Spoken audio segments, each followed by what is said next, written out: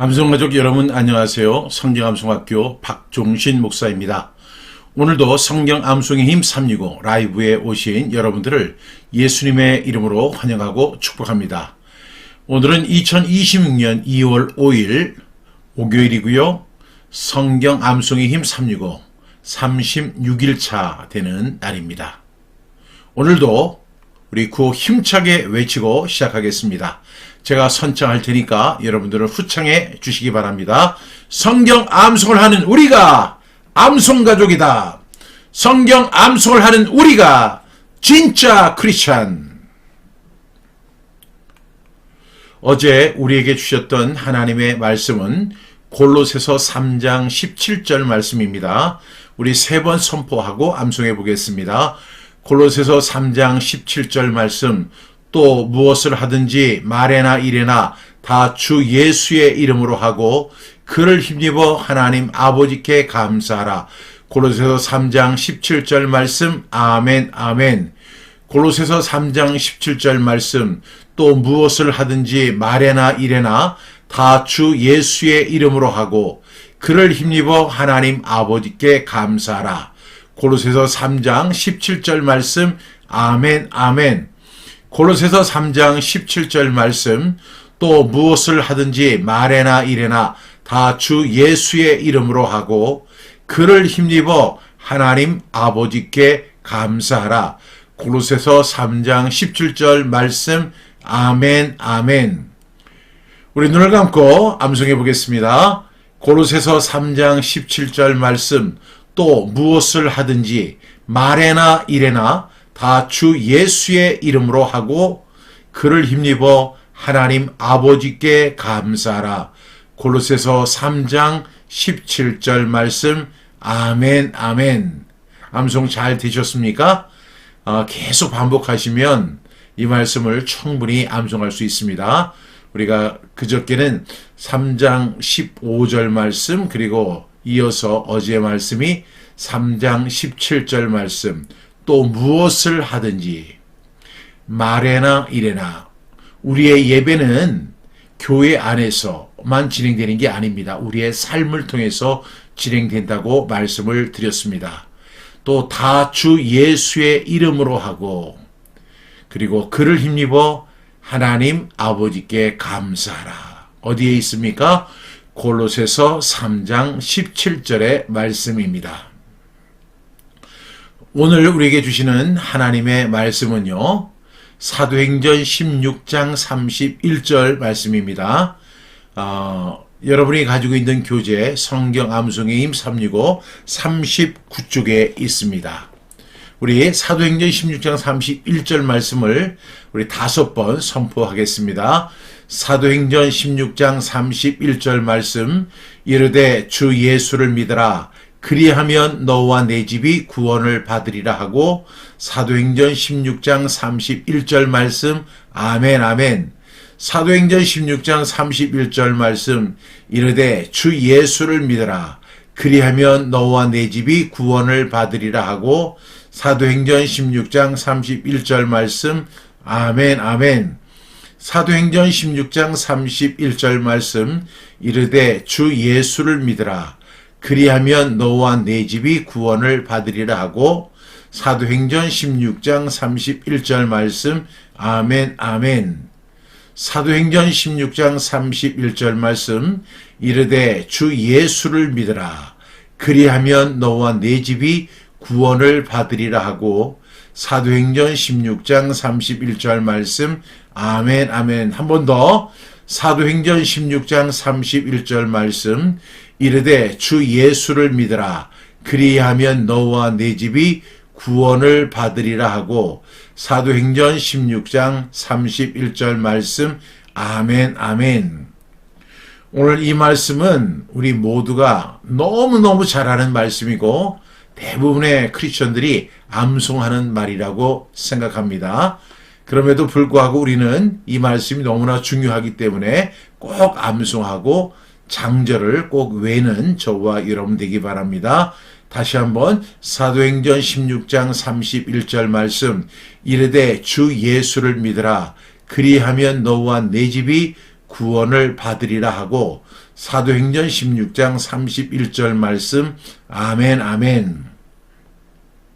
이 말씀도 우리 반복적 분수법으로 한번 해보겠습니다. 이것을 저는 4개로 나눴는데요. 의미가 있어서 4개로 나눴습니다. 뭐 길지 않지만 우리 5번씩 선포해 보겠습니다. 어디에 있습니까? 사도행전 16장 31절 말씀. 첫 번째 단락이 이르되 주 예수를 믿으라. 두 번째 단락이 그리하면 너와. 세 번째 단락이 내 집이. 네 번째 단락 구원을 받으리라 하고 어디에? 사도행전 16장 31절 말씀 아멘 아멘.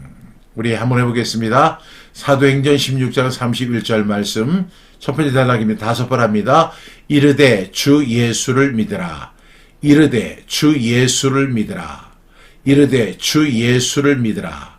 이르되 주 예수를 믿으라. 이르되 주 예수를 믿으라. 이르되 주 예수를 믿으라. 두 번째 단락이 뭐죠? 그리하면 너와. 구원은 주 예수를 믿으면 내가 구원받습니다. 그리하면 너와. 그리하면 너와. 그리하면 너와. 그리하면 너와. 한 번만 더. 그리하면 너와. 첫 번째부터 첫 번째 단락 이르되 주 예수를 믿으라. 그리하면 너와. 세 번째 단락이 내 집이. 내 집이. 내 집이. 내 집이, 내 집이, 내 집이. 네 번째 단락입니다. 구원을 받으리라 하고, 구원을 받으리라 하고, 구원을 받으리라 하고, 구원을 받으리라 하고, 구원을 받으리라 하고, 한 번 더 구원을 받으리라 하고, 어디에? 사도행전 16장 31절 말씀, 아멘, 아멘. 우리 처음부터 끝까지 한번 가보겠습니다. 사도행전 16장 31절 말씀 이르되 주 예수를 믿으라. 그리하면 너와 네 집이 구원을 받으리라 하고 사도행전 16장 31절 말씀 아멘 아멘. 오늘 말씀은 제가 앞서 설명한 것처럼 너무나 잘 아는 말씀이에요. 그런데 이제 다음 주가 우리 구정 명절이잖아요. 그래서 절기에 맞춰서 가정에 대한 말씀을 지금 암송하고 있습니다. 그래서 우리가 7일 동안 이제 7개의 말씀을 이제 가족과 관련된 말씀을 우리 암송하게 되는데요. 오늘은 먼저 첫 시간이기 때문에 키포인트를 읽어드리겠습니다. 여러분이 가진 교재는 41쪽에 있습니다. 키포인트. 아버지나 어머니를 나보다 더 사랑하는 자는 내게 합당하지 아니하고 아들이나 딸을 나보다 더 사랑하는 자도 내게 합당하지 아니하며 마태복음 10장 37절의 말씀을 가족을 돌보지 말고 예수님만 따라야 한다로 잘못 이해하는 사람들이 있다. 성경을 극단적으로 이해하는 사람들의 모습이다. 그래서 많은 목회자들과 목회 후보생들은 자기 가족이나 부모를 돌보지 않고 오직 교회 일에만 충성을 다해야 한다고 생각했다. 지금은 많은 추세가 바뀌었지만 제가 목회를 시작할 때만 해도요. 가정이 중요한 게 아니야. 이 복음이 중요하고 교회가 중요한 거야. 그래서 교회에 충성해야 돼. 사역에 충성해야 돼. 목회에 충성해야 돼. 뭐 이렇게 강조했던 것이 있습니다. 언제나 자신의 가족이나 부모는 당연히 자신과 함께 희생해야 할 사람들로 여기고 교회 일이나 전도 사역에만 전념했다. 제가 요즘 들어와서 이렇게 생각을 해보면 많은 목회자들이 정말로 유명하신 목사님들이 아들 때문에 그 목회의 노년이 추해지는 장면을 이렇게 보면서 이런 생각이 들어요. 카톨릭처럼 우리도 결혼하지 말아야 하나 이런 생각이 많이 들더라고요. 여러분은 어떻게 생각하세요? 카톨릭은 뭐 자식이 없으니까 뭐 자식한테 교회를 갖다 물려주거나 재산을 물려주거나 뭐 어떤 영향력을 주거나 도움을 주거나 그런 일이 있을 수가 없잖아요. 그런데 우리 참 훌륭한 목사님들인데 그 목사님들이 자식을 그렇게 사랑하다 보니까 그 자식한테 교회를 물려주고 뭐 이런 차원에서 하다 보니까 돈도 물려주고 더 좋은 혜택 상황에서 목회도 하게 하고 이렇게 하려고 하다 보니까 뭐 교회 세습, 목회 세습 뭐 이런 이야기가 나오고 그로 인해서 많은 추한 일들이 벌어지고 있는 그런 작금의 현실을 보게 됩니다. 어쨌든 간에 참 예전에는 정반대였습니다. 가족이나 부모는 당연히 자신과 함께 희생해야 할 사람들로 특히 사모님들은 목사님 교회에서 사례비 받는 거 아니잖아요. 그런데도 불구하고 사모님들에게 희생을 많이 요구했죠. 사모님들이 새벽기도 안 나오면 그냥 권사님들이 사모님이 저렇게 기도 안 하면 교회 희망이 없어. 사모가 기도하지 않는데 교회가 어떻게 부흥이 되겠어? 뭐 이렇게 이야기했던 기억이 많이 나요. 그래도 저는요 그냥 그렇게 했어요. 자고 싶으면 자. 내가 책임질게. 결과 수많은 목회자의 자녀들이 마음의 상처를 입었거나 신앙을 떠났고 남편보다 먼저 세상을 떠나는 사모님들이 많았다. 여러분 지금 그 목사님 뭐 대부분 여자들이 남편보다요 10년 20년 더 살잖아요. 여자들의 이 평균 수명이 훨씬 길다니까요. 그런데 유일하게 남편보다 수명이 짧은 분들이 누구냐면 목회자 사모님들이 대부분 그래요. 예전에 거의 그랬어요. 저희 어머니도 그렇게 일찍 돌아가셨어요. 저도 목회자의 아들로서 마음에 엄청난 부담과 상처가 너무너무 많이 있었음을 저 고백합니다. 계속합니다. 이번 주 말씀, 이번 주 이제 다음 주가 이제 명절이기 때문에 이제 가족에 대한 말씀을 우리가 함께 나누는데 가족을 돌보는 것이 기독교 신앙에서 얼마나 중요한지를 강조하고 있다. 가족에 대한 책임을 소홀히 하는 것은 믿음을 배반하는 행위로 간주되며 심지어 불신자보다 더 악한 사람이라고 성경은 말씀한다. 이 말씀들은 가족에 대한 책임감을 강조한다. 가족 구성원을 돌보고 그들의 필요를 충족시키는 것은 크리스천의 중요한 의무 중 하나이다. 자기 가족을 돌보지 아니하면 그런 모든 신뢰와 사랑에 끄는 사가 없어진다. 가족을 애써 돌보지 않는 사람은 믿음이 없는 사람이며 믿지 않는 사람보다 못한 사람이다. 그리고 결론, 가족을 사랑하자. 키포인트를 읽어드렸어요. 오늘 그리고 가족을 사랑하자는 주제 아래 첫 번째 말씀이 사도행전 16장 31절의 말씀입니다. 이르되 주 예수를 믿으라. 그리하면 너와 내 집이 구원을 받으리라 하고. 여러분, 가정 구원은 개인의 신앙이 잘 되면 따라오는 보너스가 절대로 아닙니다. 하나님이 처음부터 의도하신 구원의 방향입니다. 여러분, 이 말씀의 배경 아시죠? 감옥이라는 극한 상황 속에서 바울과 실라가 찬송을 했어요. 그랬더니 옥문이 열리고 막 지진같이 흔들리고 죄수들이 탈출했는데 바울과 실라는 탈출하지 않았죠. 그때 이제 간수는요, 다 탈출했는 줄 알고 아주 절망하면서 이제 나는 끝났다. 이렇게 아주 괴로워하고 힘들어하고 고통스러워했습니다. 그 순간 바울과 실라는 도망치지 않았고 그 행동의 결과로 간수가 이렇게 엎드리죠. 선생들아, 내가 어떻게 하면 구원을 받으리까? 그때 나온 말씀이 주 예수를 믿으라. 그리하면 너와 내 집이 구원을 받으리라. 이렇게 말씀하는 장면입니다. 여러분, 오늘 첫 번째 단락이 뭐예요? 이르되 주 예수를 믿으라. 이 이야기입니다. 여러분, 가정 구원의 출발점은 분위기, 전통, 혈연이 아닙니다. 오직 믿음입니다. 여러분, 모태신앙이라고 이렇게 이야기하니까 내가 어렸을 때부터 나는 모태신앙이에요. 저도 그런 얘기 많이 했거든요. 저희 아버지가 목회자시고 저희 어머니는 사모님이고 저는 어머니 뱃속에 있을 때부터 새벽 기도를 다녔던 사람이에요. 태어나서부터 저는 성경을 읽었고 찬송을 배웠고 그리고 성경을 암송했고 철저한 기독교 가정, 그리고 저희 가정은 특별히 목회자 가정이었어요. 아버지 형제들이 대부분 목회자였거든요. 그러니 일반 기독교 가정보다도 저희 가정은 아주 스틱한 신앙 교육이 있었던 그런 믿음의 명문 가정이라고 우리는 확신하고 생각했습니다.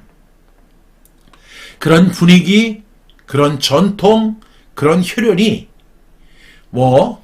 이것이 가정구원의 출발점이다 이렇게 생각할 수 있는데 절대 아닙니다. 오직 믿음입니다.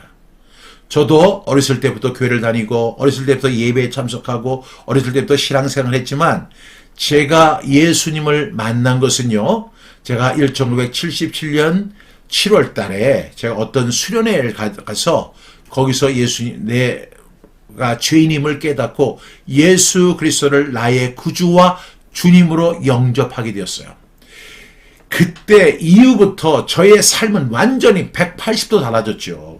성경 읽는 것이 그렇게 즐거웠고 성경 암송하는 것이 그렇게 즐거웠고 정말로 그 하나님의 말씀을 읽을 때 꿀송이보다 더 단 그런 경험을 했어요. 예전에는 성경 읽을 때 억지로 읽었고 성경 암송하기 싫은데 다른 애들 성경 암송 안 하는데 우리 가정 성경 암송하는 게 너무너무 불만이었어요.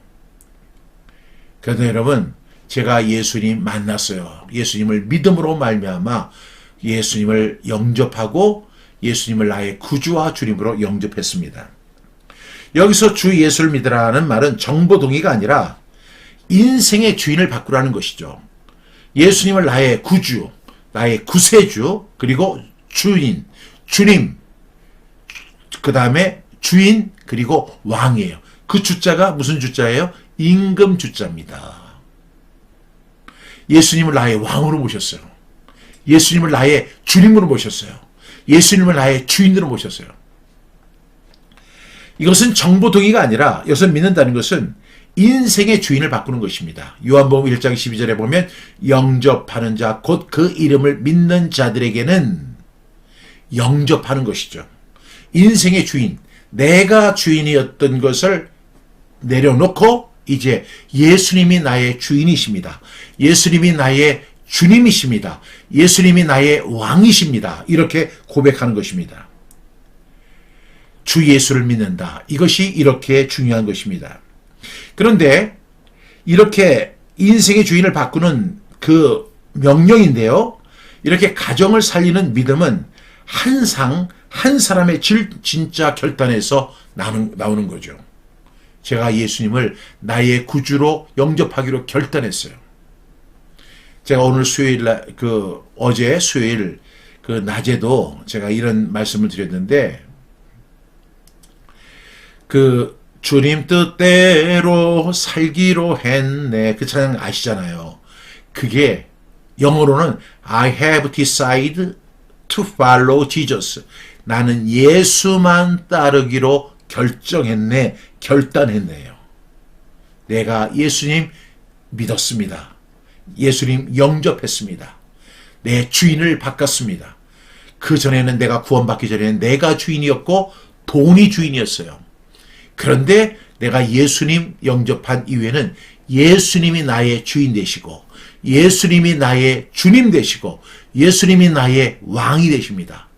여러분, 이러한 고백이 저에게는 있습니다. 여러분에게도 있기를 간절히 바랍니다. 두 번째 단락이 뭐죠? 그리하면 너와 이렇게 이야기합니다. 여러분, 복음은 집단신앙을 요구하지 않습니다. 하나님은 먼저 나를 부르셨습니다. 그냥 여기는 예수님 믿는 사람들 손 들어보세요. 여러분 예수님 믿습니까? 여러분 믿으시면 구원 받습니다. 할렐루야. 그러면 여러분 이 집단으로 그냥 구원받고 집단으로 그냥 다 구원 공동체가 되는 것처럼 그렇게 생각하는 경향이 있는데, 이 구원은 개인적인 사건이에요. 이 개인적인 나로부터 시작된 구원은 이제 가정으로 전파되는 것입니다. 가정을 향한 하나님의 역사는 언제나 한 사람의 믿음의 결단에서 시작되는 것을 알 수 있습니다. 그래서 여러분, 신앙은 대물림이 되는 것이 아니라 어떻게 돼요? 내 자녀에게 복음을 전해야 돼요. 그리고 그 자녀가 예수 그리스도를 나의 구주와 주님으로 영접하기로 결단하는 겁니다. 그리고 나서 그의 삶도 180도 바뀌는 것입니다. 신앙은 대물림이 아니에요. 그냥 우리가 믿는 아버지 밑에 믿는 아들이 나오는 것 같지만 성경은 그렇게 이야기하지 않습니다. 아들은 아버지의 죄악을 담당하지 아니할 것이요 아버지는 아들의 죄악을 담당하지 아니하리니, 이렇게 레위기에 분명히 말씀하고 있어요. 신앙은 개인 신앙이고 그 한 사람이 결단해야 하는 것입니다. 그래서 그 가정이 복음화가 되는 것입니다. 신앙은 대물림이 되는 게 아니에요. 자동적으로 되는 게 아니에요. 그 자녀들에게 복음을 전해야 돼요. 저는 가장 안타까운 것이 뭐냐면 지금 우리 이 방송을 들으시는 분들 대부분이 뭐 집사님이나 권사님이나 장로님이나 목회자님들이 계시는데, 이분들이 자녀들의 신앙을 자신이 책임을 안 지려고 하고 교회에다 맡기고 전도사님이나 강도사님이나 뭐 교사에게 맡기려고 하는 게 있어요. 여러분, 그분들도 자기 신앙을 감당하기 어려운 분들이에요. 내 자녀의 신앙은요, 그 아버지가 책임져야 돼요. 내가 먼저 예수 믿었다면 내 아들들에게 복음을 전하고 내 딸들에게 복음을 전해서 그들이 예수의 사람, 하나님의 사람으로 되도록 양육하는 거예요. 그냥 자동적으로 대물림 되지 않습니다. 이 사실을 꼭 기억하는 저와 여러분 될 수 있기를 바랍니다. 세 번째 단락에 보니까 내 집이라고 되어 있습니다. 내 집이. 이 집이라고 하는 것을 많은 사람들이, 그러니까 우리 집 이렇게 가정 구성원 이렇게 이야기하는데 이건 건물을 의미하는 게 아니에요. 헬라어로는 오이코스라고 하죠. 오이코스. 단순한 건물이 아니라 가족, 관계, 생활 전체를 말하는 거예요. 그러니까 우리 집 안이라고 하죠. 내 집이라고 하는 것을 우리 한국적 표현으로는 내 집안, 집안 사람들 뭐 이렇게 묘사할 수 있습니다. 여러분, 구원 받으셨습니까? 예수 그리스도를 나의 구주와 주님으로 영접하셨습니까? 그러면 제일 먼저 해야 할 것이 어떻게 해야 돼요? 그리하면 너와가 됐다면 내 집입니다. 우리 가족들에게 복음을 전해야 돼요. 내 관계된 사람들에게 복음을 전해야 돼요. 내 생활 전체에 복음을 전해서 그들이 예수님을 나의 구주와 주님으로 영접하도록 해야 할 줄로 믿습니다. 왜냐하면 그것은 관계된 것입니다. 그것을 제가 늘 강조하는 수직적 신앙계승이라고 말씀합니다. 여러분, 예수님께서는 우리에게 수평적 신앙계승을 말씀하셨잖아요. 그러므로 너희는 가서 모든 민족을 제자로 삼아 아버지와 아들과 성령의 이름으로 세례, 침례를 베풀고 내가 너희에게 분부한 모든 것을 가르쳐 지키게 하라. 오직 성령이 너희에게 임하시면 너희가 권능을 받고 예루살렘과 온 유대와 사마리아와 땅끝까지 이르러, 이렇게 수평적으로 하는 거죠. 그런데 유대인들은 이미 그 수직적 신앙계승, 신명기 6장 4절 이스라엘에 들으라. 우리 하나님 여호와는 오직 유일한 여호와이시니 너는 마음을 다하고 뜻을 다하고 힘을 다하여 내 하나님을 사랑하라. 오늘 내가 내게 명하는 이 말씀을 너는 마음에 새기고 내 자녀에게 부지런히 가르치며 집에 앉았을 때이든지 길을 갈 때이든지 누워있을 때이든지 일어날 때이든지 이 말씀을 강론할 것이며 너는 또 그것을 내 손목에 메어 기호를 삼고 내 미간에 붙여 표로 삼고, 이렇게 말씀하고 있죠. 그것이 수직적 계산이에요. 수직적 신앙 계승이에요. 내가 받은 구원, 내가 받은 그 신앙을, 내가 받은 구원, 내가 했던 헌신, 이것을 신앙 계승하는 거예요. 이것은 누구의 책임입니까? 교사의 책임, 강도사님의 책임, 전도사님 책임, 교회의 책임이 아니에요. 그분들은 내 자녀를 책임질 수 없어요. 그들에게 신앙의 교육은 할 수 있지만 그 자녀들이 예수님을 영접하고 하나님의 사람이 되게 하고 예수의 사람이 되게 하는 것을 누가 해야 되느냐? 그 부모가 해야 하는 줄로 믿습니다. 이렇게 관계 속에서 내 집이, 흘러가는 라고 주어진 명령인 것을 꼭 기억해야 합니다. 내 믿음, 내가 받은 구원은요, 가정 속에서 먼저 드러내야 돼요. 왜냐하면 여러분 생각해 보십시오. 내 자녀가 구원받지 못해서, 구원받지 못했으면 어디 가요? 지옥 가는데. 내 자녀에게는 복음 안 전하고 지금 저기 필리핀 민다나오에 있는 한 아이들에게만 먼저 복음을 전한다는 것은, 그 자체가 나쁘다는 것이 아니라 순서가 틀렸죠. 내 자녀에게, 내 딸에게 먼저 복음 전해야 돼요. 그들을 하나님의 사람으로 양육해야 돼요. 그것이 부모의 책임입니다. 누가 책임질 거예요? 미국에서 선교사님들이 와서 내 자녀에게 복음을 전할 것입니까? 아닙니다. 내 자녀에게 복음을 전할 것은 부모에게 있다는 사실을 꼭 기억할 수 있기를 바랍니다. 네 번째 단락은 구원을 받으리라. 이 말씀을 통해서 보면 구원을 얻는다고 했죠? 받으리라. 자동 구원이 아니라는 것입니다. 그러나 분명한 방향을 제시하죠. 한 사람의 믿음은 반드시 가정을 향해 나아가도록 설계되어 있습니다. 그래서 복음을 전합니다. 그리고 그 사람은, 내 자녀들은 믿음으로 말미암아 구원을 받게 됩니다. 자동 구원이 절대로 아닙니다. 그래서 구원을 받으리라 이렇게 이야기합니다. 왜냐하면 구원은 하나님의 선물이기 때문입니다. 너희가 그 은혜로 인하여 믿음으로 말미암아 구원을 받았나니 이것이 너희에게서 난 것이 아니요 하나님의 선물이라. 뭐라고요? 하나님의 선물이라 이렇게 말씀합니다. 그러니까 구원을 받는 것입니다. 선물을 받는 것입니다. 우리가 예수 그리스도를 나의 구주와 주님으로 영접하면 구원을 받게 된다는 것입니다. 자동 구원이 아니라는 것이죠. 오늘 사도행전 16장 31절 말씀 너무너무 잘하는 말씀인데, 우리가 가족을 사랑하라는 첫 번째 말씀으로 사도행전 16장 31절을 저는 올려놓았습니다. 왜? 이게 제일 중요한 거예요. 가족을 사랑하는 가장 좋은 방법은 내 자녀, 내 딸, 내 아들, 그리고 우리 가족 구성원들이 다 예수를 믿어서 구원받고 하나님의 자녀가 되고 하나님의 사람이 되고 예수 그리스도의 사람이 되어서 같이 천국 가는 믿음의 공동체를 만드는 것이 아버지의 책임이고 어머니의 책임인 것입니다. 그것이 바로 가정을 사랑하는 첫 번째 저는 스텝이라고 믿습니다. 그런 의미에서 우리 사도행전 16장 31절 말씀 크게 선포합니다. 사도행전 16장 31절 말씀 이르되 주 예수를 믿으라. 그리하면 너와 내 집이 구원을 받으리라 하고, 어디에? 사도행전 16장 31절 말씀. 아멘 아멘. 여러분들이 꼭 기억해야 할 것은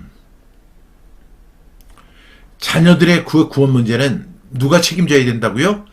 목사님이 책임지는 거 아니에요. 교회가 책임지는 거 아니에요. 교회에다 떠넘기고, 그러다 보니까요, 이 아이들이 이제 부모 무서우니까 신앙생활 하는 것 같아요. 교회 다니고, 예수님을 믿는 것 같아요.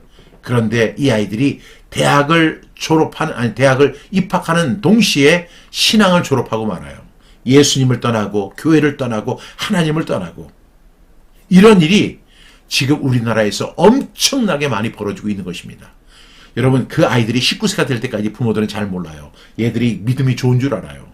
교회에서 드럼을 치고 기타를 치고 찬양을 하고 하니까 우리 아들 참 믿음 좋아. 그런데요, 여러분 90%가 교회를 떠납니다. 신앙을 떠납니다. 하나님 떠납니다. 내 자녀에게 복음을 전할 책임은 부모에게 있습니다. 그것이 자녀들을 가장 사랑하는 것이고 가족을 가장 사랑하는 첫 번째 스텝입니다. 여러분, 자녀들에게 복음을 전해야 돼요. 오늘 이 말씀 기억하시면서 다시 한번 선포합니다. 사도행전 16장 31절 말씀 이르되 주 예수를 믿으라. 그리하면 너와 네 집이 구원을 받으리라 하고. 오늘 질문을 드립니다. 내 믿음 지금 나에서 멈춰 있지는 않은가? 나 혼자 천국 가는 거 아닌가요? 아버지 자기 혼자 믿음 좋고 자기는 집사가 되고 장로가 되고 존경받는 크리스찬이 됐는데 내 자녀가 만약에 구원받지 못했다면 그 책임 누가 질 거예요? 그 핏값을 누가 책임질 겁니까? 두 번째 질문입니다. 가족을 대하는 나의 말과 태도는 복음을 보여주고 있는가? 내가 받은 구원, 저는요, 내 자녀들에게도요, 그 사실을 그렇게 얘기해. 내가 예수님을 나의 구주와 주님으로 영접한 그것을 그렇게 간증하고 하면, 어느 날 우리 큰아들이 그런 이야기를 하더라고요. 아빠, 나도 그런 구원 받고 싶어요. 저에게 복음을 전해주세요. 이렇게 얘기를 하더라고요. 그래서 제가요, 그 아들에게 복음을 전했는데, 그 아들이 철철 울면서 예수 그리스도를 나의 구주와 주님으로 영접한 거예요. 둘째 아들도 그렇게 됐습니다. 세 번째 질문입니다. 우리 집이 주님을 알도록 내가 오늘 선택해야 할 작은 순종은 무엇일까? 여러분, 복음 전해야 돼요. 그것이 가족을 사랑하는 것입니다. 절대 교회에다 의탁해서는 안 돼요. 그 교회에 가서는 신앙생활을 하는 거예요. 신앙생활을, 크리스천 생활을 하고 교육을 받는 것이지, 구원의 문제는 누가 책임져야 한다고요? 부모가 책임져야 하는 거예요. 아유, 난 교사 선생님한테 의탁했으니까, 나는 교회까지 차를 태워다 줬으니까, 절대 아닙니다, 여러분. 그래서 한국교회가 지금 어려움을 겪고 있는 것입니다. 여러분, 오늘 이 질문 꼭 기억하면서, 만약에 여러분의 자녀들의 신앙 상태 누가 점검해야 돼요? 그것도 부모가 해야 돼요. 그래서 그 아이들이 구원의 확신이 있는지, 예수 그리스도를 나의 구주와 주님으로 영접해야 되지, 간증을 들어보면 금방 알아요. 그리고 그들에게 복음 전해서 하나님의 사람이 되게 하고 구원받은 사람 되기 위해서 하나님의 자녀가 되는 권세를 누리는 귀한 복된 가정 되기를 주님의 이름으로 축복합니다. 이 시간 우리 함께 기도하겠습니다. 사랑하신 주님, 내 믿음이 나 혼자만의 신앙으로 머물지 않게 하여 주옵소서. 가정 안에서 먼저 믿게 하여 주시고, 말이 아니라 삶으로 복음을 전하는 통로가 되게 하여 주시옵소서. 우리 집이 주님을 아는 집, 주님을 따르는 집 되게 하시고, 다음 세대, 다음 세대, 다음 세대까지 믿음이 이어지는 복된 가정, 믿음의 가정 되어줄 수 있도록 도와 주시옵소서. 자녀들에게 복음을 전하는, 그래서 내 자녀들이 구원의 확신을 가지고 일평생 동안 하나님을 섬기며 하나님의 자녀로 이 세상을 살아갈 수 있도록 그 역할이 부모된 나에게 있다는 사실을 믿고